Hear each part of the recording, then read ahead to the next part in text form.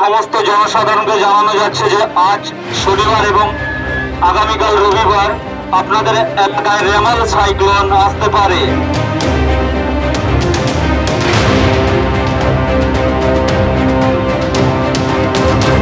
একদিকে ভোটের উত্তাপ, তার মধ্যে এবার দুর্যোগের আশঙ্কা। ধেয়ে আসছে ঘূর্ণিঝড় রেমাল। গত কয়েক বছরে ফণী, আমফান, ইয়াসের দাপটে ব্যাপক ক্ষয়ক্ষতির সাক্ষী থেকেছে বাংলা। ভোটের মাঝে ঘূর্ণিঝড়ের মোকাবিলা করতে তাই আগেভাগেই সতর্ক প্রশাসন। ইতিমধ্যেই কিন্তু জেলা প্রশাসনের তরফ থেকে বিভিন্ন জায়গাতে সতর্কতামূলক প্রচার শুরু হয়েছে। উপকূলের জেলাগুলিতে নদী ও সমুদ্র তীরের বাসিন্দাদের সতর্ক করতে মাইকে প্রচার করছে জেলা প্রশাসন। মৎস্যজীবীদের সমুদ্রে যাওয়া এবং সমস্ত সামুদ্রিক কার্যকলাপ সম্পূর্ণরূপে নিষিদ্ধ করা হচ্ছে। প্রশাসনের নির্দেশ অনুযায়ী প্রয়োজনে নিকটবর্তী ফ্লাড শেল্টার অথবা ঘূর্ণিঝড় আশ্রয়স্থল অথবা নিকটবর্তী পাকা স্কুল বাড়ি প্রভৃতি নিরাপদ স্থানে আশ্রয় গ্রহণ করুন। কাঁথি, হলদিয়া, দীঘায় খোলা হয়েছে কন্ট্রোল রুম। দুর্ঘটনা এড়াতে রবি ও সোমবার গাদিয়ারা থেকে সব ফেরি বন্ধ রাখা হয়েছে। তৈরি রাখা হয়েছে ত্রাণ শিবির। হলদিয়া পুরসভার সমস্ত কর্মী আধিকারিকদের ছুটি বাতিল করা হয়েছে।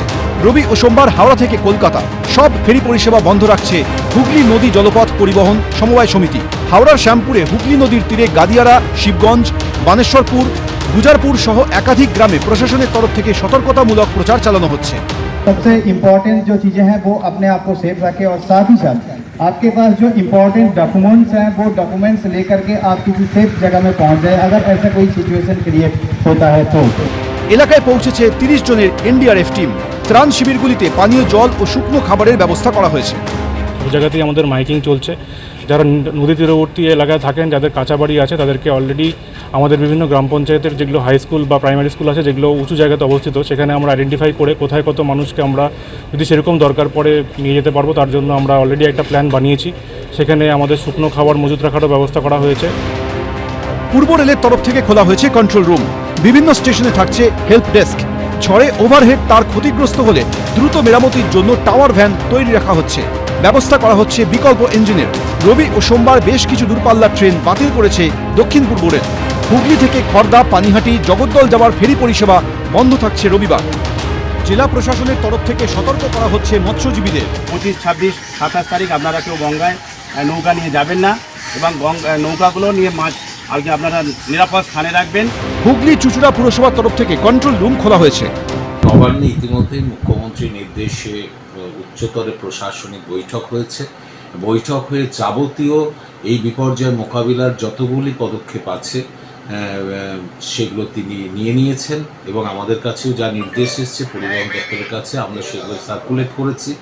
কন্ট্রোল রুম তো নবান্নে খোলা হয়েছে, একাধিক নাম্বারও দেওয়া হয়েছে। তেমনি পরিবহন দপ্তর থেকেও আমরা কন্ট্রোল রুম আমাদের মতো করে আমরা সজাগ থাকবো, আমার আধিকারিকরা থাকবে। সুন্দরবন এলাকায় ঘোড়ামারা, মৌসুমী, জি প্লটের মতো প্রত্যন্ত দ্বীপগুলিতে ইতিমধ্যে জল ও শুকনো খাবার পৌঁছে দেওয়া হয়েছে। বিপর্যয় মোকাবিলায় তৈরি রয়েছে এনডিআরএফ। ঘূর্ণিঝড়ের মোকাবিলা করতে শনিবার কাকদ্বীপে বৈঠক করেন জেলাশাসক ও পুলিশ সুপার। ব্লক স্তর, সাব ডিভিশন স্তর অ্যান্ড ডিস্ট্রিক্ট স্তরে কন্ট্রোল রুম চালু রয়েছে অ্যান্ড সাওয়ারি ছুটি কিন্তু এখানে অলরেডি ক্যান্সেল হয়ে গেছে যাদের এই সিভিয়ার সাইক্লোনের সঙ্গে যারা এই প্রিপারেশনের মধ্যে রয়েছে। যেসব জায়গায় মাটির বাঁধ ভেঙে যাওয়ার আশঙ্কা রয়েছে সেগুলি আগেভাগে মেরামত করা হচ্ছে প্রশাসনের তরফ থেকে। এদিকে রেলের তরফে জানানো হয়েছে রেমালের কারণে শিয়ালদা দক্ষিণ বিভাগ এবং বারাসাত হাসনাবাদ বিভাগে রবিবার রাত 11টা থেকে সোমবার ভোর 6টা পর্যন্ত বন্ধ থাকছে ট্রেন পরিষেবা। তার জেরে 48টি লোকাল ট্রেন বাতিল হতে চলেছে। তার মধ্যে রয়েছে শিয়ালদা লক্ষ্মীকান্তপুর, শিয়ালদা বজবজ, শিয়ালদা ক্যানিং, শিয়ালদা ডায়মন্ড হারবার লোকাল। সোমবার বাতিল করা হচ্ছে একাধিক ট্রেন।